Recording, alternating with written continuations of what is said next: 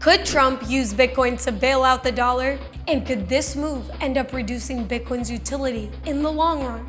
Welcome to the Trump-Bitcoin paradox. Let's mine deep. Donald Trump's hostility toward the Federal Reserve is no secret. He once called Jerome Powell a bigger problem than China, and has slammed the Fed's reckless monetary policy for years. In my case, I made a lot of money, I was very successful, and I think I have a better instinct than, in many cases, people that would be on the Federal Reserve or the chairman. Now, with a $36 trillion debt bubble and trust in the dollar wavering, Trump faces a defining challenge. How do you save a system that's running out of steam? Here's where Bitcoin could come in, but not in the way that Bitcoiners might hope. Instead of disrupting the dollar, Trump could use Bitcoin to stabilize it. The US quietly builds Bitcoin reserves, turning the hardest asset on earth into a financial backstop. It's not an official Bitcoin standard, but it could restore confidence in the dollar while aligning perfectly with Trump's America First agenda. If Trump builds a Bitcoin reserve, it would also likely trigger a massive price rally, not just because America is stacking Satoshis, but because every other country will have to play catch up or get left behind.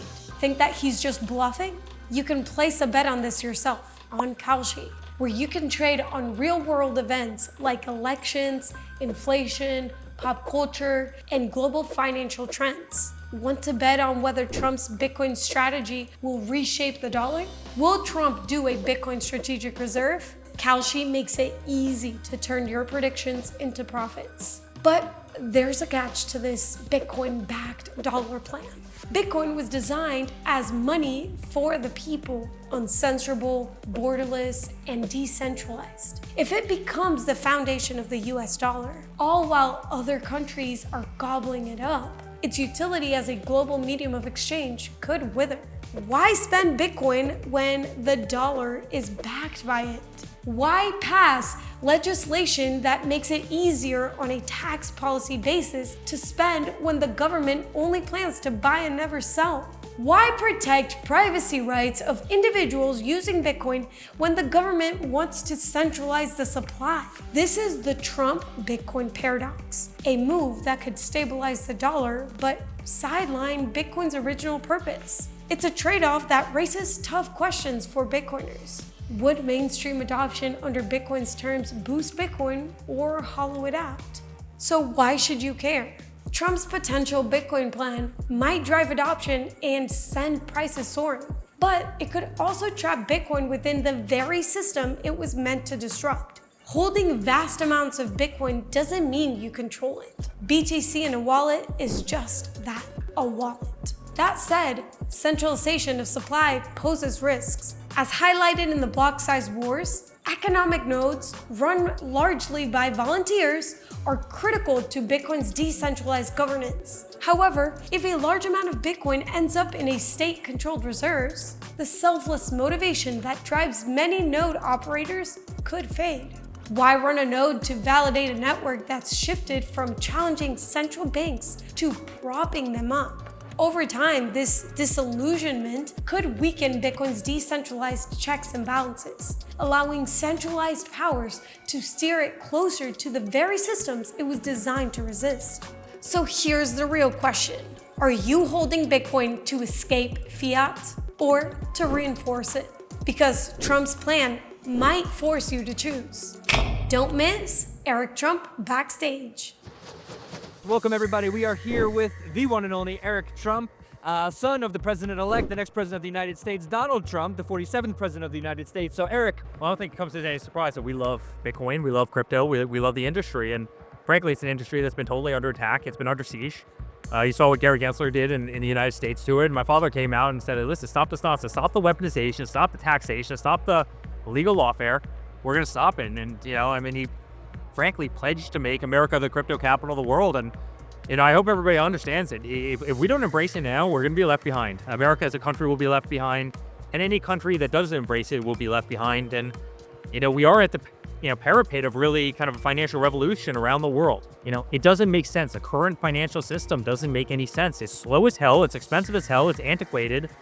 it benefits guys like me a lot more than it benefits the average person. It leaves the vast majority of people behind. And when you start understanding that, you understand what's to come, right? And when you understand the possibilities with payment processing, the way I receive money from guests at our hotels, members at our clubs, initiation fees, office rents, commercial rents, CAM in our buildings, it really revolutionizes that. The way you send money overseas, the way you send money internationally, the way you conduct international business. I mean, all of these things really digital currency revolutionized, but I still can't figure it out. I mean, you have somebody who wants to go buy a house. It takes them 120 days to fill out a loan application and get financing. Yep. Right? By then your dream is shattered. It's gone. I mean, we do have these things in the world, or, they're phones that are connected to, sophisticated networks 24 hours a day. Why isn't that powering your finance and every aspect of your finance? And that's what crypto really allows. And, a lot of us see it. You see it, I see it, everybody in this room sees this. Why we're all diving in deep. There's a tremendous amount of people around the world that don't see it. Even as Bitcoin hits 100,000, they're still not seeing it. And I think that's a massive advantage to the people who are here. The people whose eyes are opened right now are the people who are going to reap major awards. The people who are still blind to it are the people who are going to get left behind. And I spoke with your brother at Nashville, actually, Don Jr., and we were talking, and I was just amazed at how sort of educated you've become. You really seem to have understood the technology a lot. This wasn't just like, oh, people like Bitcoin, I guess we'll be pro-Bitcoin. It seems like you've really done your homework. What has that process been like for you and your family? Yeah. If you really look at real estate, it's tangible. You can feel it. It has energy. And when you look at Bitcoin, it's actually very much the same, but it has so many of the counterbalances that might otherwise be considered flaws of real estate. And listen, real estate is illiquid. What's a better hedge to real estate than something that's instantaneously, liquid, right? I mean, what's has more downside protection than something that you can literally fit in a key fob in a ledger in your pocket? You can't move real estate. I can't take Trump Tower on 57th to 5th. It would be tough, right? And move that over to London if London happens to be a better market, or I can't move that to Singapore or the UAE where we are right now.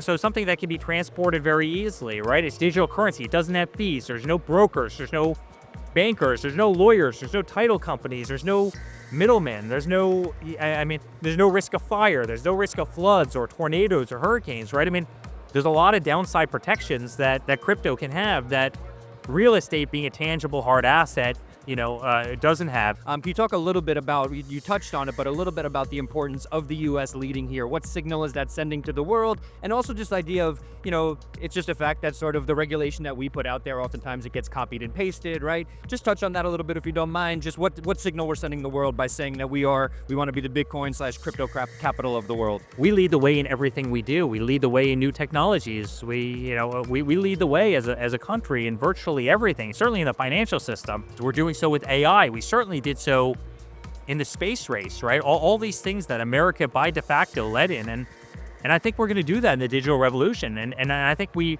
frankly have to. And if we don't do it, somebody else is going to do it. And frankly, I don't think it would get done as well, as confidently, but America has to be the crypto superpower. We're committed to doing it. My father has talked about adding it to the national, treasury, as you know very well. He's talked about obviously making, cryptos developed in the U.S. tax-free. I mean, there's so many things that he's wanted to do, but he wants to lead the way.